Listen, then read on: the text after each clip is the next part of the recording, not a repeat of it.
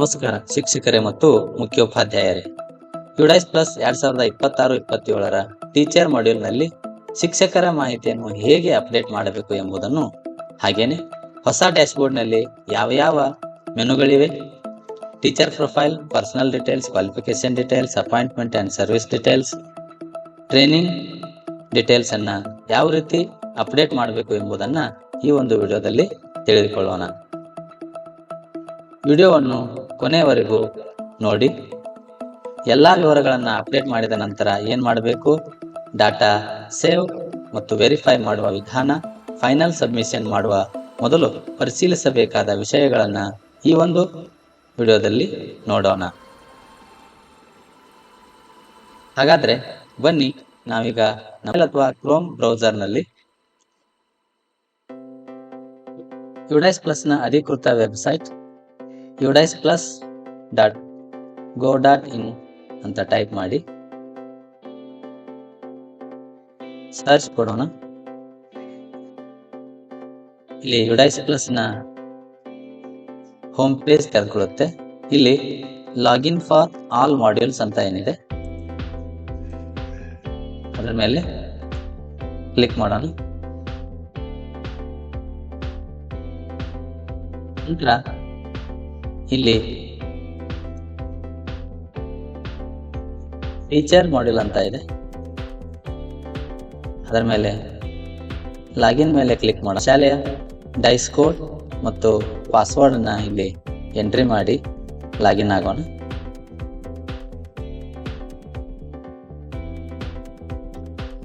Login ಆದ ನಂತರ ನಮ್ಮ ಶಾಲೆಯ ಹೆಸರು, ಡೈಸ್ ಕೋಡ್, ಹಾಗೆ ಮುಖ್ಯ ಶಿಕ್ಷಕರ ಹೆಸರು ಎಲ್ಲ ಸರಿ ಇದೆ ಎಂಬುದನ್ನು ಪರಿಶೀಲಿಸಿಕೊಂಡು ನಾವು ಮುಖ್ಯವಾಗಿ ನಮ್ಮ ಶಾಲೆಯ ಟೀಚರ್ ಡೀಟೇಲ್ಸ್ ಅನ್ನ ಅಪ್ಡೇಟ್ ಮಾಡಲಿಕ್ಕೆ ಹೋಗ್ತಾ ಇದ್ದೇವೆ. ಇಲ್ಲಿ ಡ್ಯಾಶ್ ಬೋರ್ಡ್ ಅಂತ ಏನು ಕಾಣ್ತಾ ಇದೆ, ಈ ಒಂದು ಡ್ಯಾಶ್ ಬೋರ್ಡ್ ಮೇಲೆ ಕ್ಲಿಕ್ ಮಾಡೋಣ.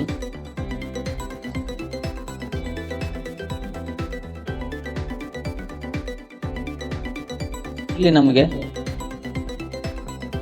ಒಂದು ಯುಡೈಸ್ ಪ್ಲಸ್ ಟೀಚರ್ ಮಾಡ್ಯೂಲ್ನ ಮೇನ್ ಇಂಟರ್ಫೇಸ್ ಕಾಣುತ್ತೆ. ಇಲ್ಲಿ ಗಮನಿಸಿ, ಎಡಗಡೆ ಇರುವಂತಹ ಮೆನುವಿನ ಮೇಲೆ ಆ್ಯಡ್ ನ್ಯೂ ಸ್ಟಾಫ್ ಅಂತ ಇದೆ. ಅಂದರೆ ಹೊಸದಾಗಿ ನಮ್ಮ ಶಾಲೆಗೆ ಯಾರಾದರೂ ಅಪಾಯಿಂಟ್ ಆಗಿ ಬಂದಿದ್ರೆ ಅಂತಹ ಶಿಕ್ಷಕರನ್ನು ಇಲ್ಲಿ ಕ್ಲಿಕ್ ಮಾಡೋದ್ರ ಮೂಲಕ ಆ್ಯಡ್ ಮಾಡಬೇಕು. ಹಾಗೆ ಬೇರೆ ಶಾಲೆಯಿಂದ ಟ್ರಾನ್ಸ್ಫರ್ ಆಗಿ ಬಂದಿದ್ರೆ ಇಂಪೋರ್ಟ್ ಸ್ಟಾಫ್ ಅಂತ ಕ್ಲಿಕ್ ಮಾಡಿ ಆ್ಯಡ್ ಮಾಡಬೇಕು. ಹಾಗೆ ನಮಗೆ ಬೇರೆ ಶಾಲೆಯಿಂದ ಬಂದಂಥ ಶಿಕ್ಷಕರ ಮಾಹಿತಿ, ಟೀಚರ್ ID ಗೊತ್ತಿರದೇ ಇದ್ದಲ್ಲಿ ಸರ್ಚ್ ಸ್ಟಾಫ್ ಅಂತ ಕ್ಲಿಕ್ ಮಾಡಿ ಇಲ್ಲಿ ನಾವು ಅವರ ಒಂದು ಮಾಹಿತಿಯನ್ನು ತೆಗೆದುಕೊಂಡು ನಮ್ಮ ಶಾಲೆಗೆ ಇಂಪೋರ್ಟ್ ಮಾಡಬಹುದು. ಹಾಗೆ ಸರ್ಟಿಫೈ ಮಾಡಿದ ನಂತರ ಇಲ್ಲಿ ಸರ್ಟಿಫಿಕೇಟ್ ಇಲ್ಲಿ ಕಾಣುತ್ತದೆ. ಇಲ್ಲಿ ಟೋಟಲ್ ಟೀಚರ್ಸ್, ನಮ್ಮ ಶಾಲೆಯಲ್ಲಿರ್ತಕ್ಕಂತಹ ಟೋಟಲ್ ಟೀಚರ್ಸ್, ಟೀಚಿಂಗ್ ಸ್ಟಾಫ್ ಇದೆ. ಹಾಗೆ ನಾನ್ ಟೀಚಿಂಗ್ ಸ್ಟಾಫ್ ಎಷ್ಟಿದೆ ಅದನ್ನು ತೋರಿಸುತ್ತೆ. ಹಾಗೆ ನಮಗೆ ಇನ್ನೂ ಹೆಚ್ಚಿಗೆ ಏನಾದರೂ ಶಿಕ್ಷಕರು ಬೇಕಾದಲ್ಲಿ ರಿಕ್ವೈರ್ಮೆಂಟ್ ಅನ್ನ ಸಲ್ಲಿಸಲಿಕ್ಕೆ ಇಲ್ಲಿ ಕ್ಲಿಕ್ ಹಿಯರ್ ಅಂತಕ್ಕಂಥ ಬಟನ್ ಇದೆ, ಇದರ ಮೇಲೆ ಕ್ಲಿಕ್ ಮಾಡಬಹುದು. ಹಾಗೆ ಮ್ಯಾಪಿಂಗ್ ಮಾಡುವುದು, ನಮ್ಮ ಶಾಲೆಯ ಹೆಡ್ ಆಫ್ ದ ಸ್ಕೂಲ್ ಯಾರು, ಹಾಗೆ assistant head of the school ಯಾರು ಎಂಬುದನ್ನು ಇಲ್ಲಿ ನಾವು ಮ್ಯಾಪಿಂಗ್ ಮಾಡಿದಲ್ಲಿ ಇಲ್ಲಿ ಅದು ಶೋ ಆಗುತ್ತೆ. ಈ ರೀತಿಯಾಗಿ ನಮ್ಮ ಟೀಚರ್ ಮಾಡ್ಯೂಲ್ನ ಡ್ಯಾಶ್ ಬೋರ್ಡ್ ಇದೆ. ಇಲ್ಲಿ ನಾನು add a new teacher staff ಮೇಲೆ ಕ್ಲಿಕ್ ಮಾಡ್ತಾ ಇದ್ದೀನಿ. ಇಲ್ಲಿ ಅವರ ಒಂದು ಜನರಲ್ ಪ್ರೊಫೈಲ್ ಎಲ್ಲವನ್ನ ಇಲ್ಲಿ ಆ್ಯಡ್ ಮಾಡಬೇಕು. ನಂತರ ಗೋ ಮೇಲೆ ಕ್ಲಿಕ್ ಮಾಡಿ ಅವರ ಅಕಾಡೆಮಿಕ್ ಅಂದರೆ ಅಪಾಯಿಂಟ್ಮೆಂಟ್ ಡೀಟೇಲ್ಸ್ ಅನ್ನ ಆ್ಯಡ್ ಮಾಡಬೇಕು. ತದನಂತರದಲ್ಲಿ ಟ್ರೈನಿಂಗ್ ಡೀಟೇಲ್ಸ್ ಅನ್ನ ಆ್ಯಡ್ ಮಾಡಬೇಕಾಗ್ತದೆ. 3 ಮಾಹಿತಿಯನ್ನ ಅಪ್ಡೇಟ್ ಮಾಡಿ ಸ್ಟೇಟಸ್ ಅನ್ನ ಚೆಕ್ ಮಾಡಿ ಸಬ್ಮಿಟ್ ಕೊಟ್ಟಾಗ ಆ ಒಂದು ಒಬ್ಬ ಹೊಸ ಶಿಕ್ಷಕರನ್ನು ನಾವಿಲ್ಲಿ ಆ್ಯಡ್ ಮಾಡ್ತೇವೆ. ಹಾಗೆ ಇಲ್ಲಿ ಇಂಪೋರ್ಟ್ ಸ್ಟಾಫ್ ಅಂತ ಏನಿದೆ, ಇದರಲ್ಲಿ ಬೇರೆ ಶಾಲೆಯಿಂದ ಟ್ರಾನ್ಸ್ಫರ್ ಆಗಿ ಬಂದಂತಹ ಶಿಕ್ಷಕರ ಒಂದು ನ್ಯಾಷನಲ್ ಕೋಡ್ TID ಅಂತ ಏನು ಕರಿತೀವಿ ಅದನ್ನ ಇಲ್ಲಿ ಎಂಟ್ರಿ ಮಾಡಬೇಕು. ನಂತರ ಅವರ ಡೇಟ್ ಆಫ್ ಬರ್ತ್ ಅನ್ನ ಎಂಟ್ರಿ ಮಾಡಿ ಸರ್ಚ್ ಕೊಟ್ಟರೆ ನಮ್ಮ ಶಾಲೆಗೆ ಅವರು ಇಂಪೋರ್ಟ್ ಆಗ್ತಾರೆ. ಒಂದು ವೇಳೆ ನಮಗೆ ಅವರ ಒಂದು ಟೀಚರ್ ಐ ಡಿ ಗೊತ್ತಿರದಿದ್ದಲ್ಲಿ ಇಲ್ಲಿ ಗೆಟ್ ನ್ಯಾಷನಲ್ ಕೋಡ್ ಅಂತ ನಾವು ಕ್ಲಿಕ್ ಮಾಡಿ ಅವರ ಆಧಾರ್ ನಂಬರನ್ನು ಮತ್ತು ಅವರ ಡೇಟ್ ಆಫ್ ಬರ್ತನ್ನು ಹಾಕಿ ಎಂಟ್ರಿ ಮಾಡಿದಲ್ಲಿ ನಮಗೆ ಅವರ ಒಂದು ಟೀಚರ್ ಐ ಡಿ ತೋರಿಸುತ್ತೆ.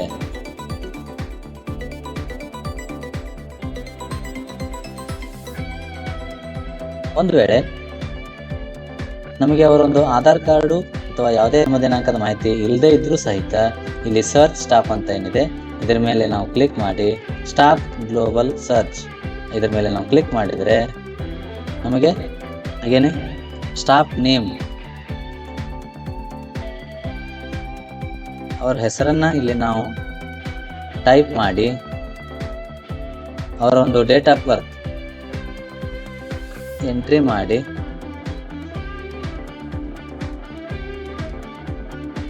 ಸರ್ಚ್ ಕೊಟ್ಟರೆ ಅವ್ರದ್ದು ಒಂದು ಮಾಹಿತಿ ನಮಗೆ ಇಲ್ಲಿ ಶೋ ಆಗುತ್ತೆ. ಅವ್ರದ್ದು ಒಂದು ನ್ಯಾಷನಲ್ ಕೋಡ್ ಶೋ ಆಗುತ್ತೆ.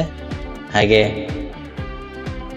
ಅವರ ಒಂದು ಮಾಹಿತಿ ನಮಗೆ ಇಲ್ಲಿ ಲಭ್ಯವಾಗುತ್ತೆ. ನ್ಯಾಷನಲ್ ಕೋಡನ್ನು ಬಳಸಿ ನಾವು ಡೇಟ್ ಆಫ್ ಬರ್ತ್ ಹಾಕುವುದ್ರ ಮೂಲಕ ನಮ್ಮ ಶಾಲೆಗೆ ಇಂಪೋರ್ಟ್ ಸ್ಟಾಫ್ನಲ್ಲಿ ಎಂಟ್ರಿ ಮಾಡಿಕೊಳ್ಬೋದು. ನಂತರದಲ್ಲಿ ನಾವು mapping of staff with multiple schools, ಬೇರೆ ಶಾಲೆಗೆ ಡೆಪ್ಯುಟೇಷನ್ ಹೋಗಿದ್ರೆ ಅವರನ್ನು ಇಲ್ಲಿ ಮ್ಯಾಪ್ ಮಾಡ್ಬೋದು. ಮೂಲ ಶಾಲೆಯ ಮಾಹಿತಿಯನ್ನು ಇಲ್ಲಿ ಆ್ಯಡ್ ಮಾಡ್ಬೋದು. ಮ್ಯಾಪ್ ಮಾಡಿದವರನ್ನು ರಿಮೂವ್ ಸಹಿತ ಇಲ್ಲಿ ಮಾಡಬಹುದು. ಸರ್ಚ್ ಸ್ಟಾಫ್ನಲ್ಲಿ ಬೇರೆ ಶಾಲೆಯಲ್ಲಿ ಅವರಿಗಾಗಲೇ ಅವರು ಔಟ್ ಮಾಡಿದರೆ ಆ ಶಾಲೆಯಿಂದ ನಮ್ಮ ಶಾಲೆಗೆ ಶಿಕ್ಷಕರು ಟ್ರಾನ್ಸ್ಫರ್ ಆಗಿ ಬಂದಿದ್ರೆ ಆ ಶಾಲೆಯ ಡ್ರಾಪ್ ಬಾಕ್ಸ್ ಅನ್ನು ಸಹಿತ ನಾವಿಲ್ಲಿ ಚೆಕ್ ಮಾಡಬಹುದು. ಆ ಶಾಲೆಯ ಡೈಸ್ ಕೋಡನ್ನು ಇಲ್ಲಿ ಟೈಪ್ ಮಾಡಿ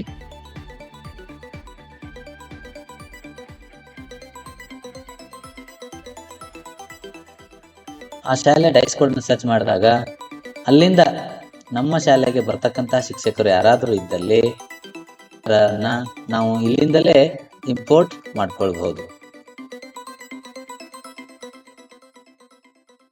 ಹಾಗೇನೆ ಸರ್ಚ್ ಸ್ಟಾಫ್ನಲ್ಲಿ ನಮ್ಮ ಶಾಲೆಯಿಂದ ಯಾರಾದರೂ ರಿಟೈರ್ಡ್ ಆಗಿದ್ರೆ ಬೇರೆ ಕಡೆ ಹೋಗಿದ್ರೆ ಅವರ ಒಂದು ಮಾಹಿತಿಯನ್ನ ನಾವಿಲ್ಲಿ ನೋಡಬಹುದು.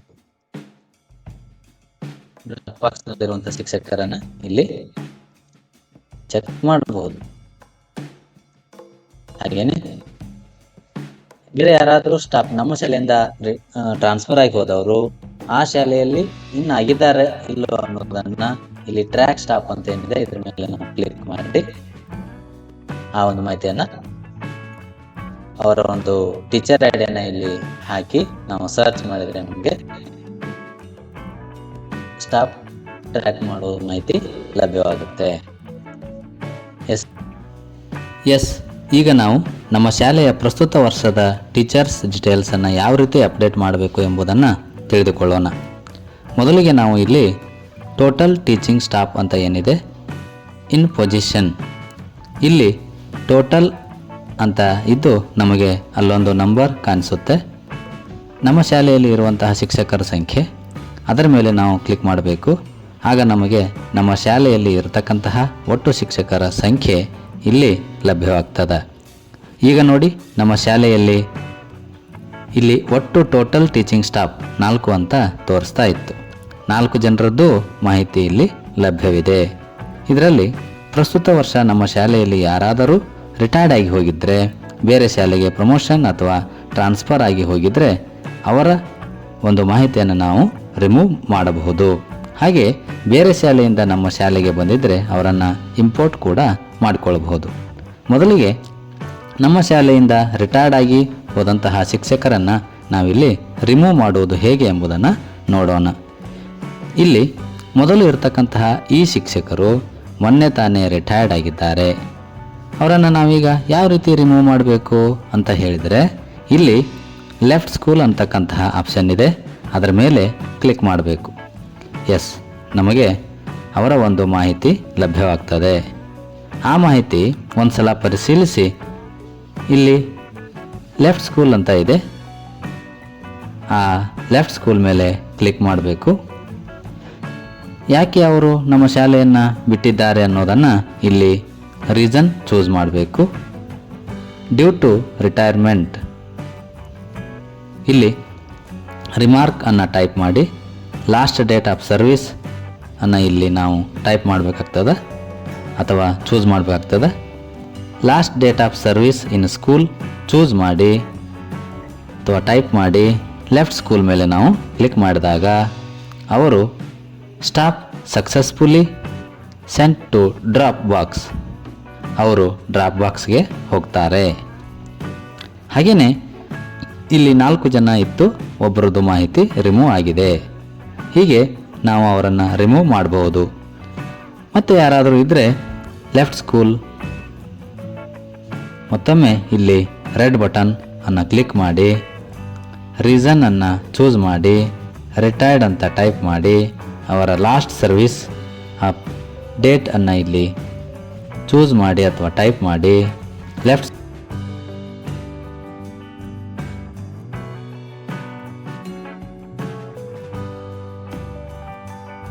ಸ್ಕೂಲ್ ಮೇಲೆ ನಾವು ಕ್ಲಿಕ್ ಮಾಡಿದರೆ ಇಲ್ಲಿ ರಿಮಾರ್ಕ್ 10 to 100 ಕ್ಯಾರೆಕ್ಟರ್ಸ್ ಇರಲೇಬೇಕು. ಹೀಗೆ 10 to 100 ಕ್ಯಾರೆಕ್ಟರ್ಸಲ್ಲಿ ರಿಮಾರ್ಕನ್ನು ಟೈಪ್ ಮಾಡಿ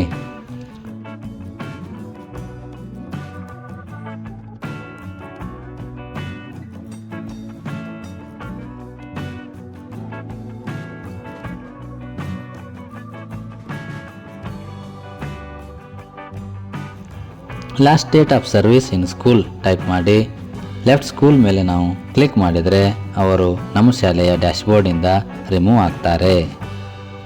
ಈಗ ನಾವು ರಿಟೈರ್ಡ್ ಆದಂತಹ ಮತ್ತು ಪ್ರಮೋಟ್ ಅಥವಾ ಟ್ರಾನ್ಸ್ಫರ್ ಆಗಿ ಹೋದಂತಹ ಶಿಕ್ಷಕರನ್ನು ಈ ರೀತಿ ರಿಮೂವ್ ಮಾಡಬಹುದು.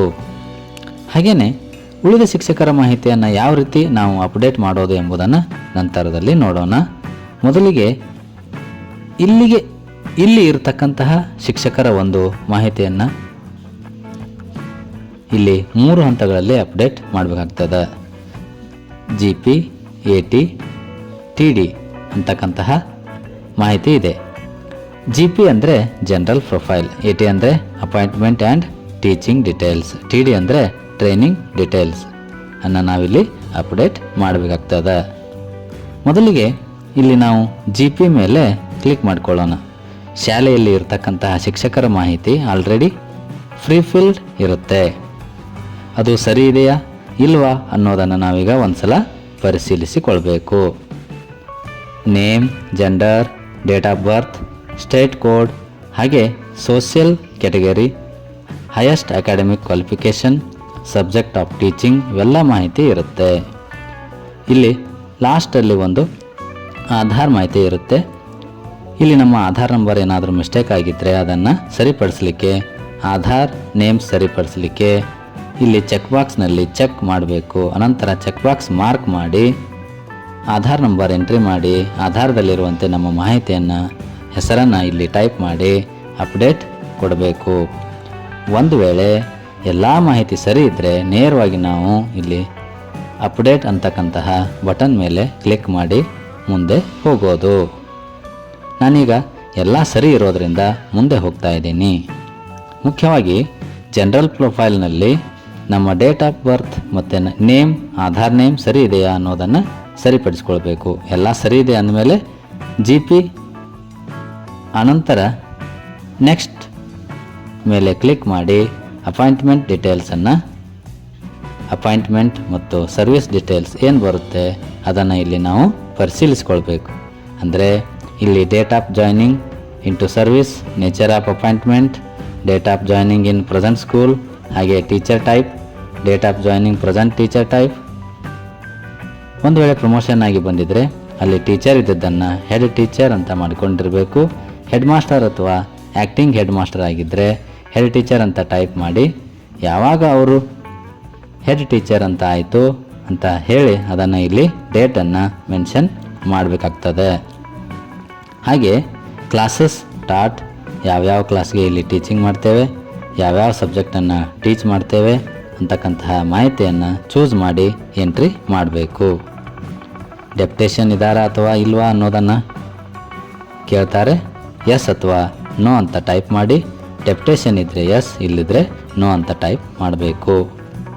ನಂತರ ಎಲ್ಲ ಮಾಹಿತಿ ತುಂಬಿದ ಮೇಲೆ ಇಲ್ಲಿ ಅಪ್ಡೇಟ್ ಮೇಲೆ ಕ್ಲಿಕ್ ಮಾಡಬೇಕು.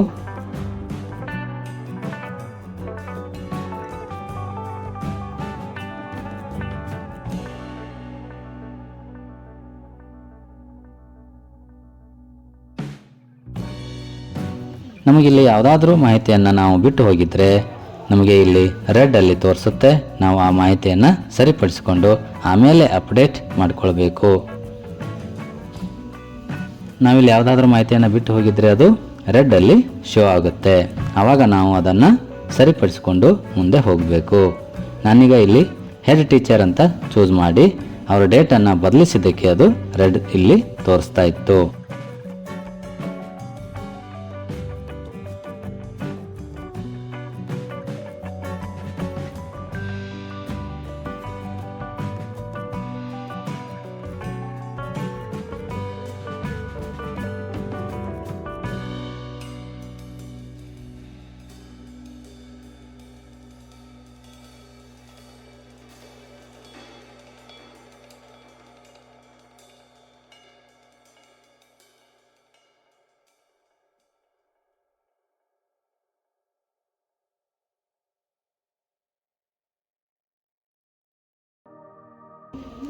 S, appointment and teaching profile details update successfully.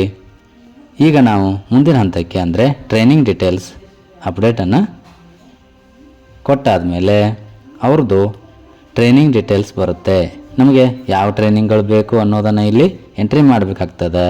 ಇಲ್ಲಿ trained for teaching CWSN yes or no ಇದೆ.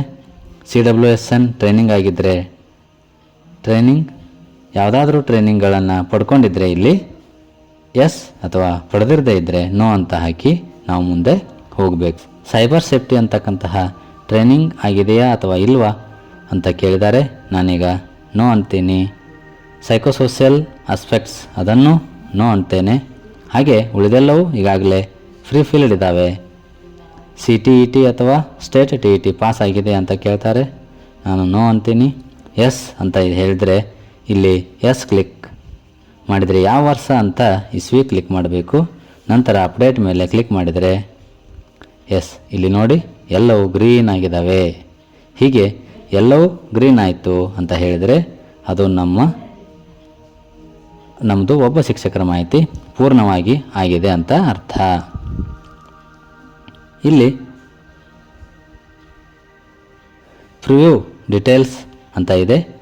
ಇದರ ಮೇಲೆ ನಾವು ಕ್ಲಿಕ್ ಮಾಡಿದರೆ PV ಅಂತ ಹೇಳಿದರೆ ಪ್ರಿವ್ಯೂ ಡೀಟೇಲ್ಸ್ ಅಂದರೆ ನಾವೆಲ್ಲ ಹಾಕಿದ ಮಾಹಿತಿ ಸರಿ ಇದೆಯಾ ಅಥವಾ ಇಲ್ವಾ ಅನ್ನೋದನ್ನು ಇಲ್ಲಿ ಚೆಕ್ ಮಾಡ್ಕೊಳ್ಬೋದು. ಇಲ್ಲಿ ಗಮನಿಸಿ, ನಮ್ಮದು ಟೀಚರ್ ID ಹಾಗೆ ಸ್ಟೇಟಸ್ ಏನಾಗಿದೆ, ಕಂಪ್ಲೀಟೆಡ್ ಅಂತ ಬಂದಿದೆ. ಹೀಗೆ ಬಂದ ಮೇಲೆ ನಾವೆಲ್ಲ ಹಾಕಿದಂತಹ ಎಲ್ಲ ಮಾಹಿತಿ ಸರಿ ಇದೆಯಾ ಅಥವಾ ಇಲ್ಲ ಅನ್ನೋದನ್ನು ಒಂದು ಸಲ ಪೂರ್ತಿಯಾಗಿ ಪರಿಶೀಲನೆ ಮಾಡಿಕೊಳ್ಬೇಕು. ಸರಿ ಇದ್ದರೆ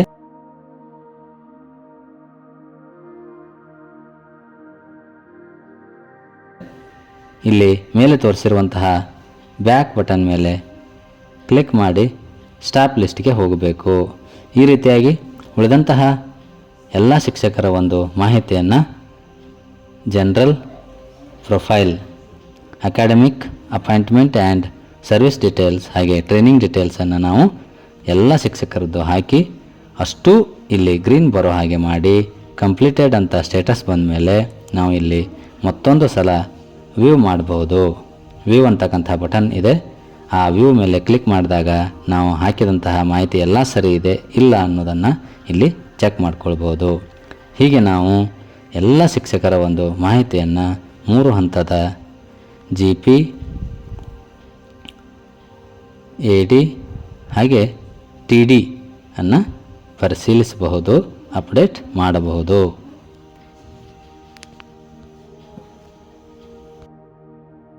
ಈಗ ನಾವು ನಮ್ಮ ಶಾಲೆಗೆ ಟ್ರಾನ್ಸ್ಫರ್ ಆಗಿ ಬಂದಂಥ ಶಿಕ್ಷಕರ ಒಂದು ಮಾಹಿತಿಯನ್ನು ಇಂಪೋರ್ಟ್ ಸ್ಟಾಫ್ ಮೇಲೆ ಕ್ಲಿಕ್ ಮಾಡೋದ್ರ ಮೂಲಕ ಅವರ ಒಂದು ನ್ಯಾಷನಲ್ ID ಅಥವಾ ಟಿ ಪಿ ಐ ಡಿ ಅಂತ ಏನು ಕರಿತೀವಿ ಅದು ಎಂಟ್ರಿ ಮಾಡಿ, ಡೇಟ್ ಆಫ್ ಬರ್ತ್ ಎಂಟ್ರಿ ಮಾಡಿ ಸರ್ಚ್ ಕೊಟ್ಟೋದ್ರ ಮೂಲಕ ಅವರನ್ನು ನಮ್ಮ ಶಾಲೆಗೆ ಇಂಪೋರ್ಟ್ ಮಾಡ್ಕೊಳ್ಬೋದು. ಅವ್ರದ್ದು ನಮಗೆ ನ್ಯಾಷನಲ್ ಐ ಡಿ ಇರದೇ ಹೋದರೆ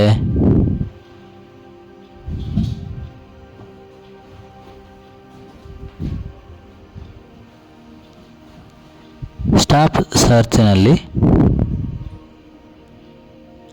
ಆ ಶಾಲೆಯ ಡೈಸ್ ಕೋಡನ್ನು ಟೈಪ್ ಮಾಡಿ ಸರ್ಚ್ ಕೊಟ್ಟರೆ ಅಲ್ಲಿ ಆ ಶಾಲೆಯವರು ಅವರನ್ನು ಟ್ರಾನ್ಸ್ಫರ್ ಅಂತ ಲೆಫ್ಟ್ ಸ್ಕೂಲ್ ಅಂತ ಮಾಡಿದರೆ ಅವರು ನಮಗೆ ಅಲ್ಲಿ ಲಭ್ಯ ಆಗ್ತಾರೆ. ನಾವು ಅಲ್ಲಿಂದಲೇ ಅವರನ್ನು ನೇರವಾಗಿ ನಮ್ಮ ಶಾಲೆಗೆ ಇಂಪೋರ್ಟ್ ಮಾಡ್ಕೊಳ್ಬಹುದು. ಈ ಇಂಪೋರ್ಟ್ ಅಂತಕ್ಕಂಥ ಬಟನ್ ಮೇಲೆ ಕ್ಲಿಕ್ ಮಾಡೋದ್ರ ಮೂಲಕ ಅವರನ್ನು ನಮ್ಮ ಶಾಲೆಗೆ ನೇರವಾಗಿ ಇಂಪೋರ್ಟ್ ಮಾಡ್ಕೊಳ್ಬೋದು. ನೋಡಿ, ಅವರು ನಮ್ಮ ಶಾಲೆಗೆ ಇಂಪೋರ್ಟ್ ಆಗಿದ್ದಾರೆ. ಅವರ ಒಂದು ಎಲ್ಲ ಮಾಹಿತಿಯನ್ನು ಸರಿ ಇದೆಯಾ ಅನ್ನೋದನ್ನು ನೋಡಿಕೊಂಡು date of joining in present school ಆ ಒಂದು ಡೇಟನ್ನು ಇಲ್ಲಿ ಟೈಪ್ ಮಾಡಿ ಅಥವಾ ಚೂಸ್ ಮಾಡಿ, ರಿಮಾರ್ಕ್ಸ್ ಏನಿದೆ ಅಲ್ಲಿ ಪ್ರಮೋಟೆಡ್ ಆ್ಯಸ್ ಹೆಡ್ ಟೀಚರ್ ಅಂತ ಟೈಪ್ ಮಾಡಿ ಇಂಪೋರ್ಟ್ ಸ್ಟಾಫ್ ಅಂತ ಏನಿಲ್ಲಿ ಗ್ರೀನ್ ಕಲರಲ್ಲಿ ಶೋ ಆಗ್ತಾ ಇದೆ ಅದರ ಮೇಲೆ ನಾವು ಕ್ಲಿಕ್ ಮಾಡಿದರೆ ಅವರು ನಮ್ಮ ಶಾಲೆಗೆ ಇಂಪೋರ್ಟ್ ಆಗ್ತಾರೆ. ನೋಡಿ, ಅವರ ಹೆಸರು ಇಲ್ಲಿ ನಮಗೆ ಕಾಣ್ತಾ ಇದೆ. ಮೊದಲು 2 ಶಿಕ್ಷಕರಿದ್ದರು, ಈಗ 3 ಜನ ಶಿಕ್ಷಕರಾಗಿದ್ದಾರೆ. ಅಂದರೆ ಅವರ ಒಂದು ನ್ಯಾಷನಲ್ ಐ ಡಿಯನ್ನು ಹಾಗೂ ಜನ್ಮ ದಿನಾಂಕವನ್ನು ಹಾಕಿ ಇಂಪೋರ್ಟ್ ಮಾಡಿಕೊಳ್ಳೋದ್ರ ಮೂಲಕ ನಮ್ಮ ಶಾಲೆಗೆ ಅವರನ್ನು ತೆಗೆದುಕೊಳ್ಬೋದು. ಈಗ ನಾವು ಅವರ ಜನರಲ್ ಪ್ರೊಫೈಲ್ ಇಲ್ಲಿ ನೋಡಿ, ಈಗ ನಮ್ಮ ಶಾಲೆಯ 3 ಶಿಕ್ಷಕರ ಒಂದು ಮಾಹಿತಿಯನ್ನ general profile, appointment and teaching profile, training details profile ಅನ್ನು ಅಪ್ಡೇಟ್ ಮಾಡಿದ್ದೇನೆ. ಎಲ್ಲ ಶಿಕ್ಷಕರ ಮಾಹಿತಿಯನ್ನು ಇಂದೀಕರಿಸಿದ ನಂತರ ಬ್ಯಾಕ್ ಬಂದು ಇಲ್ಲಿ ಇನ್ನೊಂದು ಇಂಪಾರ್ಟೆಂಟ್ ಅಂದರೆ, ನಮ್ಮ ಶಾಲೆಗೆ ಮತ್ತಷ್ಟು ಜನ ಶಿಕ್ಷಕರು ಬೇಕು ಅಂತ ಹೇಳಿದರೆ ಇಲ್ಲಿ ಕ್ಲಿಕ್ ಹಿಯರ್ ಅಂತಕ್ಕಂತಹ ಬಟನ್ ಇದೆ. ಅದರ ಮೇಲೆ ನಾವು ಕ್ಲಿಕ್ ಮಾಡಿಕೊಂಡು ನಮ್ಮ ಶಾಲೆಗೆ ಇನ್ನೂ ಎಷ್ಟು ಜನ ಶಿಕ್ಷಕರು ಬೇಕು ಅನ್ನುವಂಥ ಮಾಹಿತಿಯನ್ನು ಇಲ್ಲಿ ನಾವು ಅಪ್ಡೇಟ್ ಮಾಡ್ಬೋದು. ಪ್ರೈಮರಿ 1 to 5th ಒಬ್ಬರು, 1 to 6 to 8th ಒಬ್ಬರು, 2 ಶಿಕ್ಷಕರು ಬೇಕು ಅಂತಕ್ಕಂಥ ಮಾಹಿತಿಯನ್ನು ಇಲ್ಲಿ ಹಾಕಿ ಸೇವ್ ಕೊಡ್ತೇನೆ. ಇಲ್ಲಿ ಇದು ಮಾಹಿತಿ ಇಲ್ಲಿ ಕಂಪ್ಲೀಟೆಡ್ ಅಂತ ಬಂತು. ಹಾಗೇನೆ ಇಲ್ಲಿ ಮ್ಯಾಪಿಂಗ್ ಅಂತ ಇದೆ. ಈ ಮ್ಯಾಪಿಂಗ್ ಬಟನ್ ಮೇಲೆ ನಾವು ಕ್ಲಿಕ್ ಮಾಡ್ಕೊಳ್ಬೇಕು.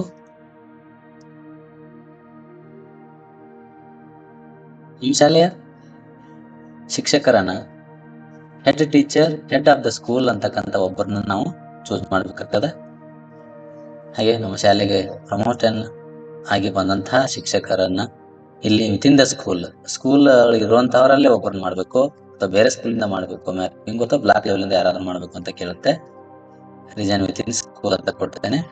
ಹಾಗೆ ಇರುವಂತಹ 3 ಶಿಕ್ಷಕರಲ್ಲಿ ಹೆಡ್ ಟೀಚರ್ ಯಾರು, ಹೆಡ್ ಆಫ್ ದ ಸ್ಕೂಲ್ ಯಾರು ಅನ್ನೋದನ್ನ ನಾವು ಚೂಸ್ ಮಾಡಿಕೊಂಡು ಅಪ್ಡೇಟ್ ಕೊಡ್ತೇವೆ. Yes, do you want to update ಅಂತ ಕೇಳುತ್ತೆ. Head of the school details yes ಕೊಡಿ. ಬ್ಯಾಕ್ ಬಂದು assistant HOS, assistant head of the school ಅನ್ನೋದನ್ನ ಇಲ್ಲಿ ನಾವು ಚೂಸ್ ಮಾಡಬೇಕು. ಸೀನಿಯರ್ ಟೀಚರ್ ನಾವಿಲ್ಲಿ assistant head of the school ಅನ್ನ ಆಯ್ಕೆ ಮಾಡಿಕೊಂಡು ಅಪ್ಡೇಟ್ ಕೊಡಬೇಕು. ಎಸ್, ಈಗ ನಾವು ಹೆಡ್ ಆಫ್ ದ ಸ್ಕೂಲ್ ಅನ್ನ ಮತ್ತು assistant head of the school ಅನ್ನ ನಾವಿಲ್ಲಿ ಚೂಸ್ ಮಾಡಿದ್ದೇವೆ. ಅವರ ಒಂದು ಮಾಹಿತಿ ಇಲ್ಲಿ ನಮಗೆ ಶೋ ಆಗುತ್ತೆ. ಇಲ್ಲಿ ರಿಕ್ವೈರ್ಮೆಂಟ್ ಆಫ್ ದ ಟೀಚರ್ಸ್ ಅನ್ನ ಆಡ್ ಮಾಡಿದ್ದೇವೆ, ಮ್ಯಾಪಿಂಗ್ ಮಾಡಿದ್ದೇವೆ. ಎಸ್, ಇಷ್ಟು ಮಾಹಿತಿಯನ್ನು ನಾವು ಈ ಒಂದು ಟೀಚರ್ ಮಾಡ್ಯೂಲ್ ಅಲ್ಲಿ ಅಪ್ಡೇಟ್ ಮಾಡಬೇಕು. ನಂತರ ನಮಗೆ ಇಲ್ಲಿ ಸರ್ಟಿಫೈ ಮಾಡಲಿಕ್ಕೆ ಮಾರ್ಕ್ ಆಸ್ ಕಂಪ್ಲೀಟೆಡ್ ಅಂತಕ್ಕಂಥ ಒಂದು ಆಪ್ಷನ್ ಬಿಡ್ತಾರೆ. ಆಗ ನಾವು ಆ ಒಂದು ಮಾರ್ಕ್ ಮಾಡಿ ಸರ್ಟಿಫೈ ಅಂತ ಕ್ಲಿಕ್ ಮಾಡಿದಾಗ ನಮ್ಮ ಶಾಲೆಯ ಟೀಚರ್ ಮಾಡ್ಯೂಲ್ ಕಂಪ್ಲೀಟ್ ಆಗಿದೆ.